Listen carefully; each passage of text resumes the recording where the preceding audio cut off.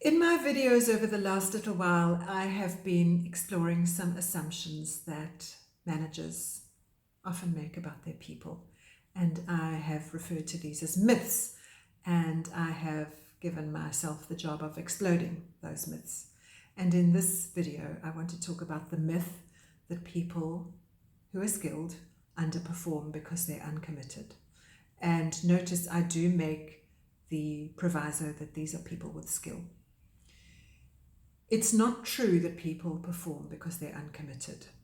We all have some innate human drives. We all want our lives and our work to mean something. We all want to belong, whether it's to a team or a family or a clan. We all want the respect that comes from doing a good job and being effective. And we all want the self-respect that comes from mastering skills or a discipline. And this isn't just my fantasy. It's been borne out by research that's been replicated many, many times over the years. Some of the early research was done by Abraham Maslow. Viktor Frankl also talked about man's search for meaning, and Teresa Amabile and Stephen Kramer in more recent work have talked about what it is that causes people to be engaged, and in the corollary, what causes them to disengage. I also think that it's not logical to assume that there are entire groups of people, population groups, that just don't care. They're just here for the paycheck. That they have no interest in what's good for the team or the organization. That there are whole groups of people who don't care whether they're competent or not. I think that that's quite an arrogant assumption, that there are people like us who do care and people like them who don't care. So unless there's a skill issue involved, I believe that people underperform because they have become disengaged. Now that implies that they were once engaged. I don't know of anyone who started a new job simply making no effort in the beginning, simply not caring. Everyone starts their job wanting to do well and wanting the recognition that goes with doing well. People disengage over time. And let's have a look at why. Here are some thoughts. It could be that they're not working at something that interests them. They're just bored. Or that they're not working towards goals and objectives that are important to them. Perhaps they're just not achieving any mastery. There's no stretch in what they're doing. It could be that they feel irrelevant and unimportant, that their work doesn't matter to the organization, doesn't matter to their manager, doesn't matter to the team. In fact, it would make no difference if they weren't there. Perhaps they may receive little or no recognition when they do well or when they improve. All they get is silence. Or maybe there's just no sense of team. The team doesn't get together, the team doesn't talk, the team doesn't pull together, problem solve together. In fact, maybe it goes even further than that, to people being in competition with each other for their survival.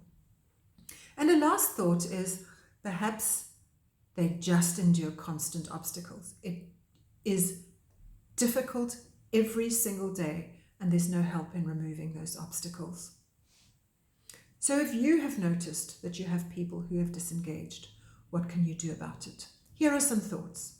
Make sure that they're doing work that interests them, that gives them the opportunity to learn and stretch, and which matters to the business. Secondly, give them regular feedback, especially about what they're doing well or how they are improving, and how that matters to the team and to the business. Thirdly, take personal responsibility for dealing with obstacles. It's your job as a leader to make it as easy as possible for people to do the work that they've been employed to do. A fourth idea is to pull the team together, create regular opportunities for the team to talk about what they're trying to achieve, how well they're progressing in achieving that, what's going well, what's not going well, what they're learning, and what they need to do differently in order to get back on track, make further progress, whatever the case may be. This keeps the team focused on its deliverables, but it also keeps the team focused on its process. In addition, individuals in the team pay attention to their contribution to the team. And and it ensures that the team is constantly learning.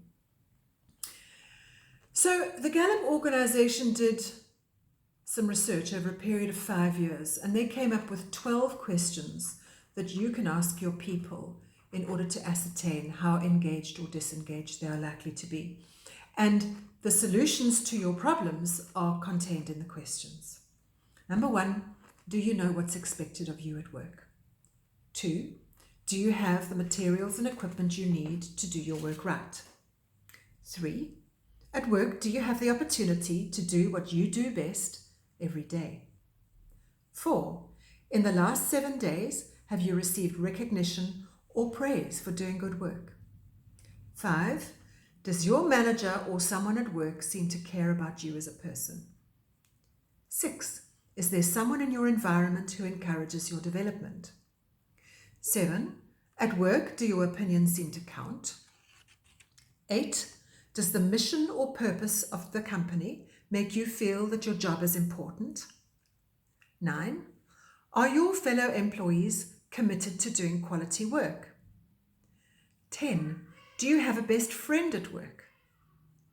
11, in the last 6 months, has someone at work talked to you about your progress?